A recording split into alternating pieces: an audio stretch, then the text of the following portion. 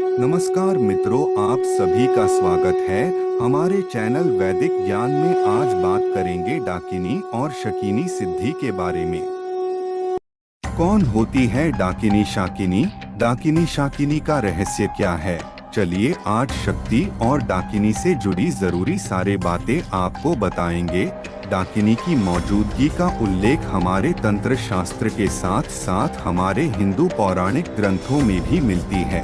तंत्र शास्त्र में डाकिनी का स्वरूपों का संपूर्ण वर्णन किया गया है। तंत्र शास्त्र के अनुसार डाकिनी शाकिनी माता काली की सेविका होती है। माता काली से ही डाकिनी शाकिनी की उत्पत्ति हुई है। सभी डाकिनी शाकिनी माता काली की प्रचंड, उग्र तथा कल्याणकारी दोनों प्रकार की शक्तियों का प्रतिनिधित्व करती है। इसलिए माना जाता है कि डाकिनी को प्रसन्न कर लेने पर माता काली स्वतः प्रसन्न हो जाती है या उनकी उग्र तथा कल्याणकारी शक्ति साधक को प्राप्त हो जाती है। तंत्र शास्त्र में डाकिनी के दो स्वरूपों का वर्णन मिलता है, जिसमें पहला है स्थूल डाकिनी तथा दूसरा है सूक्ष्म डाकिनी। दोनों डाकिनी के कार्य अलग अलग होते हैं, जैसे कि स्थूल रूपी डाकिनी जो होती है वह माता काली के प्रचंड उग्र शक्तियों का प्रतिनिधित्व करती है, जिससे माना जाता है कि इनमें भी माता काली के समान ही प्रचंड उग्र शक्तियां होती है। स्थूल डाकिनी ब्रह्मांड में स्थूल रूप में भ्रमण करते रहते हैं तथा स्थूल रूपी डाकिनी के रहने का स्थान प्राय सुनसान अपवित्र स्थान, खंडर, नदी, तालाब के किनारे, उजाड़ जगहों में अपने प्रचंड उग्र शक्तियों के साथ निवास करने का उल्लेख मिलता है। सूक्ष्म रूपी डाकिनी जो होती है वह माता काली के कल्याणकारी, मोक्ष प्रदान करने वाली शक्तियों का प्रतिनिधित्व करती है।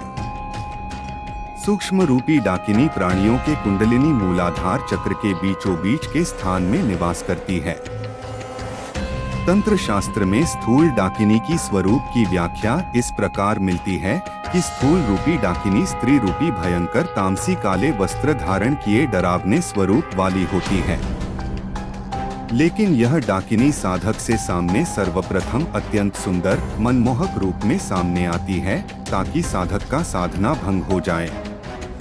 उसके बाद जब साधक डाकिनी के सुंदर रूप के मोह में नहीं आता, तत्पश्चात डाकिनी भयंकर डरावने स्वरूप के साथ साधक के सामने एकदम से प्रकट होती है और साधक को डराने की प्रयत्न करती है। डाकिनी साधना में सिद्धि प्राप्त करने का विषय विशेषकर स्थूल रूपी डाकिनी को सिद्ध करना तलवार की नोक में चलने की भांति कठिन कार्य है, क्योंकि स्थूल डाकिनी साधना को करने के लिए सर्वप्रथम तो योग्य गुरु की आवश्यकता होती है, साथ ही साधक के मन में सांसारिकता प्रति समान भाव की भावना होनी बेहद आवश्यक बताया गया है।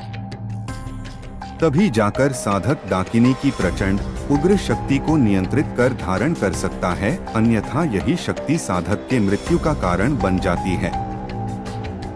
इसके अलावा अगर हम बात करें सूक्ष्म डाकिनी सिद्धि की, तो इसके साधना हेतु भी योग्य जानकर गुरु की आवश्यकता होती है तथा साधक का मन कर्म से लेकर संपूर्णतः में सात्विक भाव होना चाहिए।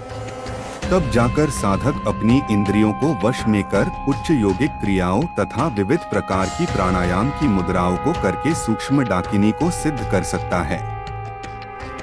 अक्सर देखा सुना गया है कि लोग डाकिनी, डायन, पिशाचिनी को सामान मानते हैं, परंतु आप सभी को बता दें कि डायन, पिशाचिनी की शक्ति डाकिनी की तुलना में निम्न स्तर की होती है। डाकिनी की सिद्धि से प्राप्त शक्तियों से मानव मोक्ष को प्राप्त कर सकता है, लेकिन पिशाचिनी की शक्ति भी बेहद प्रचंड होती है, जिनसे भी समस्त लौकिक चीजों को प्रभावित किया जा सकता है। किस प्रकार होती है डाकिनी शाकिनी साधना? स्थूल रूपी डाकिनी साधना। स्थूल डाकिनी की साधना की संपूर्ण विधि बाह्य मार्गी पद्धति से किया जाता है। साधक को स्थूल रूपी डाकिनी की साधना करने के लिए सर्वयोग्य गुरु की आवश्यकता होती है। ऐसा इसलिए है क्योंकि तंत्र शास्त्र में उल्लेख मिलता है कि स्थूल डाकिनी की शक्तियों बेहद प्रचंड होती है, जिसको अकेले साधक का नियंत्रण करना कठिन बताया गया है। लेकिन जब साधक के साथ गुरु की कृपा दृष्टि होती है, उस स्थिति में साधक स्थूल रूपी डाकिनी की प्रचंड उग्र शक्ति को धारण करने में सूक्ष्म रूपी डाकिनी साधना। सूक्ष्म रूपी डाकिनी हमारे मूलाधार चक्र में निवास करती है। आत्म साधक योग्य जानकर गुरु के दिशा निर्देश मार्गदर्शन से उच्च योगिक क्रियाओं तथा विविध प्रकार की प्राणायाम की मुद्राओं से सूक्ष्म डाकिनी को सिद्ध किया जाता है। आपको ये जानकारी कैसी लगी कमेंट करके बताएं।